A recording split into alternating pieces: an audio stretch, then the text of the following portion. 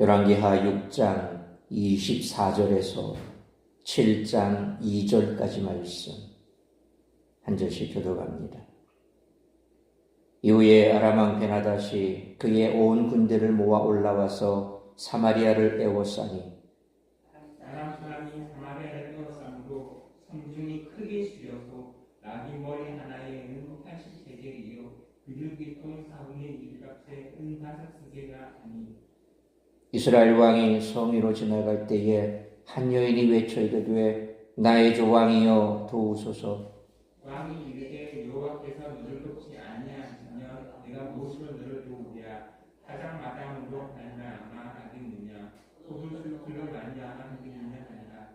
또 이르되 무슨 일이냐 하니 여인이 대답하되 이 여인이 내게 이르기를 내 아들을 내놓아라. 우리가 오늘 먹고 내일은 내 아들을 먹자 하며 우리가 드디어 내 아들을 닮아 먹었더니 이튿날에 내가 여인에게 이르되 내 아들을 내놓아라. 우리가 먹으라 하나 그가 그의 아들을 죽였나이다 하는지라. 왕이 그 여인의 말을 듣고 자기 옷을 찢으니라. 그가 성위로 지나갈 때에 백성이 본즉 그의 속살에 굵은 배를 입었더라. 왕이 이르되 사바스의 아들 엘리사의 머리가 오늘 그 몸에 붙어 있으며 하나님이 내게 우리의 벌을 내리시리라 하는가. 그때 엘리사가 그의 집에 앉아있고 장로들이 그와 함께 앉아있는데 왕이 자기 처소에서 사람을 보냈더니 그 사자가 이르기 전에 엘리사가 장로들에게 이르되 너희는 이 살인한 자의 아들이 내 머리를 베려고 사람을 보내는 것을 보느냐. 너희는 보다가 사자가 오거든 문을 닫고 문 안에 들이지 말라. 그의 주인의 발소리가 그의 뒤에서 나지 아니하느냐 하고 우리와 나를 할 때 그 사자가 그에게 이르니라. 왕이 이르되 일지하니 여호와께로부터 나왔으니 어찌 여호와를 전하리요. 엘리사가 이르되 여호와의 말씀을 들을지어다. 여호와께서 이르시되 내일 이맘때에 사마리아 성문에서 고운 밀가루 한 스아를 한 세겔로 매매하고 보리 2스아를 한 세겔로 매매하리라 하셨느니라. 그때 왕이 그의 손에 의지하는 자 곧 한 장관이 하나님의 사람에게 대답하여 이르되 여호와께서 하늘에 창을 대신들 어찌 이런 일이 있으리요 하더라. 엘리사가 이르되 내가 내 눈으로 보리라. 그러나 그것을 먹지는 못하리라 하니라. 아멘. 사마리아 성읍 사람들은 극한 고통을 경험했습니다. 우리도 살면서 한계를 느낄 정도로 고통스러운 경험을 할 때가 있습니다. 이러한 상황을 어떻게 마주해야 할까요? 오늘 본문에 등장한 몇몇의 인물을 통해 우리들은 몇 가지 귀한 통찰을 얻을 수 있습니다. 첫째로 이스라엘 왕과 같은 사람이 있다는 것입니다. 이 사람은 문제가 있음을 압니다. 베옷을 입고 진심으로 상황을 애통해합니다. 하지만 문제의 핵심을 모릅니다. 이 모든 재앙의 근원이 자신일 수도 있는 상황에서 비난의 대상을 찾습니다. 찾는 것에 끝나지 않고 악행을 더합니다. 하나님의 주권을 인정하는 척만 합니다. 둘째로 왕의 사신과 같은 사람이 있다는 것입니다. 이 사람은 처음에는 상위 권위자의 대리일 뿐입니다. 엘리사도 이 사람이 자신을 죽이러 왔다는 것은 알지만 그의 주인의 발소리가 뒤에서 들린다고 하므로 진정한 살인자는 이스라엘 왕임을 명시했습니다. 또한 이 사람 역시 왕이 이르되 라고 말합니다. 하지만 엘리사의 예언을 들은 후에 이 사람은 자신의 생각을 말합니다. 악한 이와 함께 이를 도모하다 이제는 본인이 나서서 하나님의 계획에 반하는 발언을 하여 처벌을 받습니다. 셋째로 엘리사와 같은 사람이 있다는 것입니다. 엘리사 또한 기근으로 힘들었을 것입니다. 하지만 그는 하나님의 주권을 의지해 상식적으로 이해되지 않는 예언을 사람들에게 그대로 전합니다. 그렇다면 우리들은 고난의 시간을 어떻게 보낼 것인가에 대해서 깊이 생각해야 할 것입니다. 이스라엘 왕과 같이 여호와를 인정하는 척만 할 것인지, 악한 세력에 동조하다 스스로 파멸을 자처할 것인지, 아니면 주권자 하나님을 의지해 기적을 경험할 것인지에 대해 말씀 앞에서 깊이 묵상하는 우리 모두가 되시기를 축원합니다. 아람의 1차 침입 사건이 이스라엘을 보호하시는 하나님의 은혜를 보여주었다면 아람의 2차 침입은 이스라엘을 심판하시는 하나님의 공의를 보여줍니다. 아람 왕 베나닷이 사마리아를 에워싸 성중의 백성이 끔찍한 고통을 겪지만 이스라엘의 왕 여호람은 귀를 닫고 백성들의 호소와 선지자의 예언을 듣지 않는 무모함을 보입니다. 따라서 징계를 하나님께 귀 기울이며 회개할 기회로 삼아야 할 것이라고 말씀하는 오늘 본문의 말씀을 통해서 우리들이 깨달아야 할 것은 첫째로 24절로 31절 말씀처럼 성도는 위기 앞에서 하나님을 원망하지 말고 자신을 먼저 돌아보아야 한다는 것입니다. 피 한 방울 흘리지 않은 채 체결되었던 아람과의 평화협정은 그리 오래가지 않았습니다. 아람 왕 베나닷이 모든 군대를 동원해 사마리아를 포위했고 그로 인해 성중의 백성들은 큰 고통에 시달리게 되었습니다. 적의 침략을 막기 좋은 위치에 축성된 성읍은 장기간 둘러싸이게 되면 오히려 고립되어 비축 물자가 바닥나 큰 경제적 혼란과 정신적 고통을 겪게 됩니다. 24절로 25절 말씀처럼 율법에서 금한 나귀 머리라도 먹으려는 사람이 많으니 1년 품삯에 팔리고 비둘기똥 혹은 그와 비슷한 모양의 식물이 한 달 공급에 해당되는 값에 팔리는 지경에 이르렀으니 굶주림의 정도가 얼마나 심각한지 잘 보여주고 있습니다. 더 끔찍한 것은 26절로 29절 말씀처럼 한 여인이 왕에게 다가와 서로 자식을 바꿔서 잡아먹는 성안의 현실을 들려준 것입니다. 이에 왕은 30절 말씀처럼 자기 옷을 찢으며 괴로워하는데 찢은 옷 사이로 보이는 굵은 배를 통해 왕의 비통함이 느껴집니다. 그러나 여호람은 그의 고통의 책임을 스스로 지려고 하지 않았습니다. 27절에 여호와께서 너를 돕지 아니하시면 내가 무엇으로 너를 도우랴 라는 그의 말은 내가 할 수 있는 것이 아무것도 없지 않느냐라는 무책임한 변명입니다. 왕은 31절 말씀처럼 엘리사에게 책임을 돌리고 여호와의 이름으로 저주합니다. 마치 그의 아버지 아합이 나봇을 살해한 것처럼 엘리사를 죽일 사악한 계획을 세웁니다.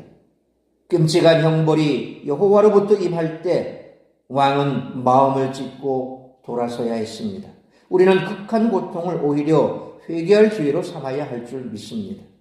그러므로 자신의 잘못은 뒤로한 채 하나님을 탓하는 마음은 교만에 뿌리를 두고 있기에 위기보다 더 위험한 것은 바로 교만한 마음이므로 인생의 위기 앞에서 자신을 먼저 돌아보며 하나님께 마음을 두고 회개할 기회로 삼을 수 있는 우리 모두가 되시기를 축원합니다. 두 번째로 6장 32절로 7장 2절 말씀처럼 성도는 위기 앞에서 하나님의 말씀과 도우심을 믿고 살아가야 한다는 것입니다. 32절 말씀처럼 여호람은 엘리사에게 사자를 보냅니다. 엘리사는 그것을 알고 문을 닫아 전령이 자신의 집 안으로 들어오지 못하게 막도록 장로들에게 명령합니다. 이때 엘리사는 이 살인한 자의 아들이라고 여호람을 지칭합니다. 이는 가장 악한 왕 아합의 아들이라는 사실을 확인시킨 것이며 동시에 똑같은 역사가 되풀이되어서는 안 된다는 경고이기도 합니다. 오만하고 무도한 왕의 태도는 33절 말씀처럼 이 재앙이 여호와께로부터 나왔으니 어찌 너 여호와를 기다리리요 라는 그의 전령의 말을 통해 확인할 수가 있습니다. 성이 포위된 상황이 패역한 이스라엘을 향한 하나님의 심판이라는 사실을 깨달았다면 하나님의 용서와 구원을 바라며 기다려야 마땅할 것입니다. 그러나 여호람은 무도하게도 그 문제를 스스로 해결하기로 결정한 것입니다. 이에 엘리사는 성문 안의 상황이 24시간 안에 회복될 것이라고 예언합니다. 그러나 여호람의 장관은 그 말을 믿지 않았습니다. 이에 엘리사는 그가 그것을 눈으로 목격할 것이나 그것을 먹지는 못하리라는 말로 그의 종말을 예언합니다. 귀를 막고 듣지 않으며 하나님의 때를 기다리지 않는 무도한 자의 종말은 뻔한 것입니다. 그러므로 눈에 보이는 현실로 인해 절망하지 말 것은 믿음에서 확실한 소망이 자라나므로 하나님이 주신 구원의 약속을 굳게 믿는 믿음으로 살아가는 우리 모두가 되시기를 축원합니다. 사랑하는 성도 여러분, 우리는 때때로 끔찍한 상황에 처합니다. 극심한 고난은 우리의 마음을 무너뜨리고 심지어 하나님에 대한 믿음을 흔들기도 합니다. 그러한 고통 속에서 우리는 하나님의 음성에 귀 기울여야 합니다. 고난은 하나님의 음성을 크게 들리게 하는 확성기입니다. 따라서 무도한 태도를 내려놓고 하나님의 일하심을 기다리며 그 음성에 귀 기울여야 할 줄 믿습니다.